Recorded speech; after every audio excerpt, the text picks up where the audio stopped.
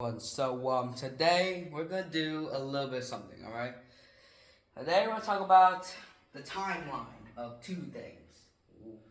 Timeline between World War One to World War Two. All right. So to begin, let's start all the way back in the year 1914. All right. So due to escalating tensions in Europe, the Germans, decided to attack other countries. So, of course, Germans, they were exactly the nice people. However, at the start of the day, they believed, this will end before Christmas. And that didn't go right because it lasted for about 4 years, right? So, in this war, it was the Germans, or Germany, versus France, Great Britain, Italy, puppet Japan, and a couple of other countries, alright? So they're fighting back against singular Germany. Actually, Germany held out rather well, like extremely well, actually, because it was alone, alright? One singular country fighting alone.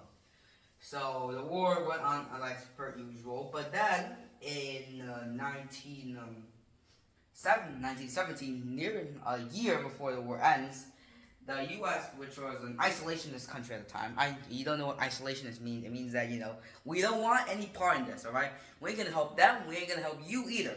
We're our own country and we're peaceful. So don't bring us in. All right. No new political parties, no foreigners, no ambassadors, nothing. All right, we're our own country. So, however, Americans discovered something: the Zimmerman telegram. All right, so the Zimmerman telegram, or I'll refer it as TZT, was a telegram system from Germany all the way to Mexico. And basically, the Germans were like, "Hey, Mexico. I mean, we know we never met, but can you do me a favor and attack the U.S.? We will give you some. If you help attack us, then you get some land. We'll hope you get some land." And Mexico didn't actually do it because they're contemplating. So you guys were like, "Oh hell nah, this is not good." All right. So the president at the time, Woodrow Wilson, he declared war on Germany.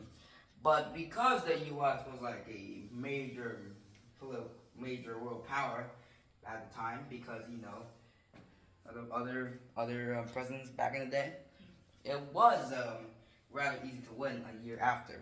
And then 1919, yes, it didn't end in 1918, it ended in 1919. The ceasefire was called, and then the peace treaties were signed. Right, Germany had to give away some land. That's the first. Two is that Germany had to no air force, no navy, and lose almost all of its troops. All right, and they had to pay a massive fee, which led to the German money at the time, currency at the time, to crash. All right. So everything was fine, but then 1920s, Black Tuesday, Great Depression. So boom, most countries fell into economic ruin. Soviet Union, it wasn't that bad because it was in the East and also it was communist, so it already was bad enough. So it can't get any worse. So at the time, Germany will be struggling even more because their currency sucks, their economy sucks, and people were starving and dying. No joke, people were playing with money because it was so worthless. All right, it was estimated at the time that a singular egg could cost up to $2 billion in German currency. That's crazy. All right, and it didn't even equal a cent if it was changed into American currency. So, everything was kind of bad until this man arrived. Adolf Hitler. He had served in World War I, and also he was a huge nationalist for Germany. He loved Germany, and when it lost World War, he was pissed off. Right, he created the fascist party, also known as the Nazi party. People were very German people were very fond of him because I will fix the fatherland. So many people voted for him, and he actually became leader of the legislative branch. But of course, him. He was a kind of dictator. So he seized control of the other two branches of government and became Führer, which was, kind of like chancellor. So, Mr. Hitler, he went on like a land claiming secretly. So everything was going fine, but then 19. So the reason why they want to attack them before 1939 was because governments at the time were trying to use something against Germany called appeasement. So they don't know appeasement, or appease means to like give in to someone's needs and wants. So that was what we were doing. But then Hitler invaded Poland, and Poland was protected by France and Great Britain. They were an ally. So they got pissed off and declared war. And the Soviet Union, they didn't join the Allies like right away. In fact, they actually got an agreement with Hitler is that, hey, if you attack us, we don't attack you. Something like that. So, at first, the Soviet Union didn't do much, alright? So, another war began.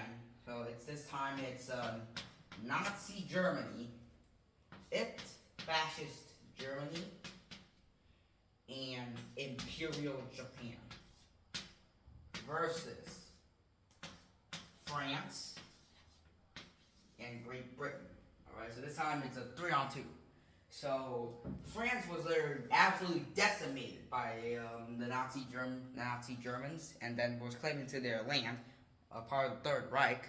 So Great Britain had to stand by itself for a while until the U.S. and the Soviet Union arrived. Alright, so that was a 3-on-3. And also China. Alright, so China was also there because it was fighting with Imperial Japan. So fascist Italy soon dropped out of the war, and then Nazi Germany surrendered, and then the U.S. They dropped what we call the nuclear bomb. Alright, dropped a nuclear bomb on Hiroshima and Nagasaki, causing them to absolutely be destroyed. And that's how the timeline between World War I and World War II was. Alright, now I'm pretty sure that was very historically inaccurate, but I'm just here to try and simplify everything.